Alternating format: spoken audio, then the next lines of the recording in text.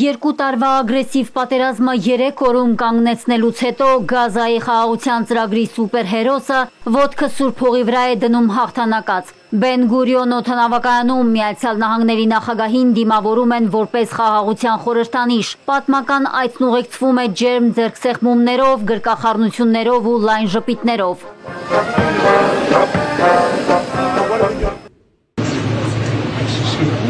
Միացյալ Նահանգների նախագահին պատվով են դիմավորում նաև Քնեսետում։ Այս պատմական օրվանց շատ երկար ենք սպասել, հայտարարում է պատվավոր հյուրին դիմավորողը։ Լրագրողի հարցին պատերազմը պաշտոնապես ավարտվել է, Թրամփը հստակ պատասխանում է՝ այո։ Այնուհետև պատվավոր հյուրերի մատյանում գրառում է անում՝ սա հիանալի օր է, սա նոր սկիզբ է։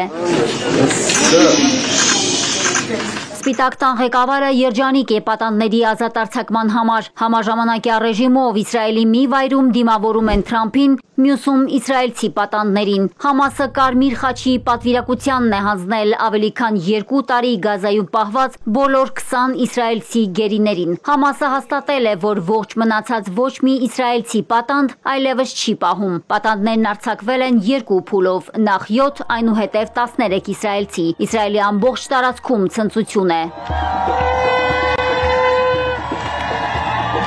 Հրեաներն այնքան շնորհակալ են Թրամփին, որ Թել Ավիվի ծովափին նկարել են նրա պատկերն ու գրառում արել։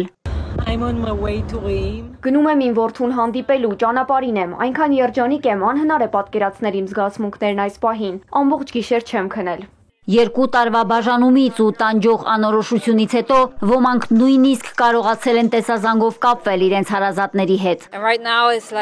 Այս պահին անասելի թեթևություն եմ զգում, շատ լավ եմ զգում ինձ։ Նա էլ լավ տեսք ունի, միգուցե մի քիչ հոգնած, բայց լավ է։ Գործարքի համաձայն Իսրայելին են փոխանցվում նաև 28 իսրայելցիների մարմինները։ Սկսվել է նաև հարյուրավոր պաղեստինցի բանտարկյալների եւ ձերբակալվածների ազատ արձակումը, որոնցից 250-ը դատապարտվել էին ցմահ ազատազրկման։ Հրեական պետության խորհրդարանում ասեղ գցելու տեղ չկա։ Քնեսետում Միացյալ Նահանգների նախագահին դիմավորում են հոտնկայս ու ծափերով։ Քնեսետի հատուկ նիստի ժամանակ Թրամփը զբաղեցնում է պատվավոր տեղն ամբիոնում։ Խոսնակի ելույթն անդադար ընդհատվում է օվացիաներով։ Թրամփին այստեղ գրեթե աստվածացնում են, շնորհակալություն հայտնելով ու ծափահարելով ամեն րոպե։ Պատմական իրադարձությանը ներկա են նաև Միացյալ Նահանգների հատուկ բանագնացները Սթիվ Ուիթքոֆն ու Թրամփի փեսան Ջարեդ Քուշները եւ իհարկե Իվանկա Թրամփը։ Իր ընկեր Դոնալդի փառաբանումը շարունակում է նաև Բիբին։ Իսրայել-Ամերիկա հարաբերությունների ամբողջ պատմության մեջ Թրամփը մեր լավագույն ընկերն է, ասում է Նեթանյահուն։ ואני רוצה להודות לך באופן אישי ובשם האומה כולה Բոլոր իսրայելցիների անունից շնորհակալություն եմ հայտնում նախագահ Թրամփին։ Նախագահ Թրամփ, Կնեսեթը ողջունում է ձեզ եւ ձեր պատվարժան պատվիրակությանը Երուսաղեմում, մեր հավերժական մայրաքաղաքում։ Սա ձեր առաջին այցն է Իսրայել-Երուսաղեմը մեր մայրաքաղաք ճանաչելուց եւ դեսպանությունն այստեղ տեղափոխելուց հետո։ Սակայն շատ այլ պատճառներ կան ձեզ շնորհակալություն հայտնելու։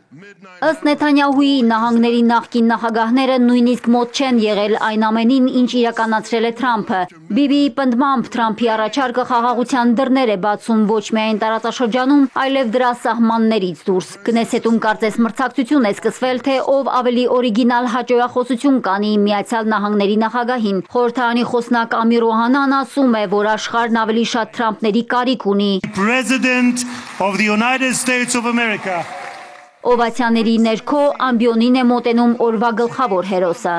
After 2 harrowing years in darkness and captivity, 2 տարվա խավարից ու գերությունից հետո 20 խիզախ պատանդներ վերադառնում են իրենց ընտանիքներ։ Այսօր երկինքը խաղաղ է, զենքերը լուռ, արևն էլ ծագում է Սուրբ հողի վրա, եւ վերջապես խաղաղություն է այս հողում։ Աստծո կամոք տարածաշրջանում խաղաղությունը հավերժ կլինի։ Սա ոչ միայն պատերազմի ավարտն է, այլև ահաբեկչության դարաշրջանի վերջը։ Այսպիսով սկիզբ է դրվում հավատի ու հույսի դարաշրջանին։ Սա պատմական արշալույս է Մերձավոր Արևելքի համար։ Սպիտակ տան ղեկավարի պնդմամբ Նեթանյահուն ահռելի աշխատանք է արել, թեպետ խոստովանում է, որ Բիբիի հետ հեշտ չի եղել գործարքին հասնելու ճանապարհը։ Կնեսետի խաղաղ ու ներդաշնակ մթնոլորտը սակայն մի պահ պայթել է բոյկոտով։ Ընդդիմադիր 2 падգամավոր ընդհատել են Թրամփի ելույթը, բարձրացնելով ցեղասպանություն գրությամբ ցուցանակ։ Պատմական օրը փչացնող օրենսդիրներին անմիջապես դահլիճից հեռացրել են վատ պահվածքի պատճառով։ Մարիկ Օստանյան, Էպիկենտրոն։